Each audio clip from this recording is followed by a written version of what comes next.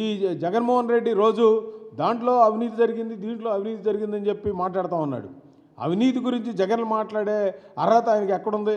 ఆయనకి 4 ప్యాలెస్లు కట్టుకొని ఎక్కడెక్కడో ఆయన శని ఆదివారాలు బెంగళూరు వెళ్తాడు. మొన్నటిదాకంటే కేసీఆర్ ఉన్నాడు కాబట్టి హైదరాబాద్లో ఇప్పుడు అక్కడ కూడా వెళ్ళట్లా. అదే అక్రమ కేసులు అని చెప్పి సజ్జలు మాట్లాడుతూ ఉన్నాడు.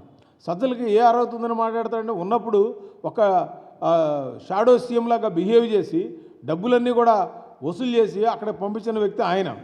మరి అదేవిధంగా ఆడవాళ్ళ భద్రత గురించి ఈ రాష్ట్రంలో అక్కడ ఇది జరుగుతున్నాయి మాట్లాడుతున్నాడు అంబటి రాంబాబు. అంబటి రాంబాబుకి ఎక్కడ అరుగుతుందని నేను అడుగుతూ ఉన్నాను. అదే తిరుమల పవిత్రత గురించి మాట్లాడుతూ ఉన్నారు. అక్కడ ఆ యాక్సిడెంట్ జరిగింది, ఈ యాక్సిడెంట్ జరిగిందని. మీరున్నప్పుడు అసలు లడ్డు గురించి కల్తీ ఏ విధంగా జరిగిందో, ఏ విధమైన నాసిరకమైనట్టు ఉందో మనకు తెలుసు. అది భూమన మాట్లాడుతున్నాడంటే మరీ దారుణమైన పరిస్థితి. అదే మొన్న రోజే అక్కడ స్టేట్మెంట్ చూశాను.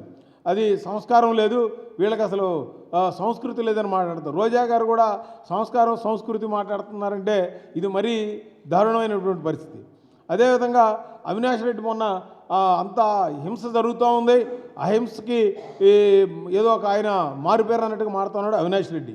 అదేవిధంగా సాక్షి పేపర్ రోజు అదొక పాంప్లెట్ లాగా మాట్లాడుతూ ఉన్నారు. ఏది పడితే అది రాయటం, ఒక మంచిదున్నా కూడా దాన్ని రాయకపోవడం అనేది వదిలేసి, ఎప్పుడు పేపర్ కూడా న్యూట్రల్గా ఉండి ప్రజలకు మంచి అయితే మంచి చెప్పాలి, చెడేది చెడు చెప్పాలి. కానీ ఏది పడితే అది రాస్తూ ఉందంటే నీతి నిజాయితీకి మారుపేరని చెప్తున్నప్పుడు అది కూడా నా ఉద్దేశం అలా రాయడం కరెక్ట్ కాదు. ఈ రాష్ట్ర అభివృద్ధిలో పాలు పంచుకోవాలని నేను కోరుకుంటున్నాను. అదేవిధంగా ఈ మొన్న గోరంట్ల మాధవ్ అరెస్ట్ చేసినప్పుడు మాట్లాడుతూ ఉన్నాడు, మా ఫోన్స్ అన్ని ట్యాప్ చేస్తున్నారు, వీడియో కాల్స్, ఇటువంటి వాళ్ళు మాట్లాడుతున్నారు. వీళ్ళ క్యారెక్టర్ ఏంటో మనకు తెలుసు. అదేవిధంగా విడుదల రజనీ అయితే మొన్న ఈ రాష్ట్రం ఏదో ఇదేది పాకిస్తాన్ లాగానో ఆఫ్ఘనిస్తాన్ లాగా అయిపోతూ ఉంది, ఇక్కడ అరాచకాలు జరుగుతూ ఉన్నాయి. మీకు ఎక్కడో తెలంగాణ నుంచి ఇక్కడికి వచ్చి గెలిచి ఇక్కడ ఈ రాష్ట్రం గురించి, చెల్లూరుపేట గురించి, అభివృద్ధి గురించి మాట్లాడుతున్నారంటే 5 సంవత్సరాలు ఏం చేశారంటే మీ మీద ఆ పెట్టిన కేసులు చూడండి, ఎవరైతే మీకు డబ్బులు ఇచ్చారో వాళ్ళే మీ గురించి మాట్లాడుతూ ఉన్నారు. అదేవిధంగా పెద్దరకం గురించి పెద్దిరెడ్డి మాడుతూ ఉన్నాడు.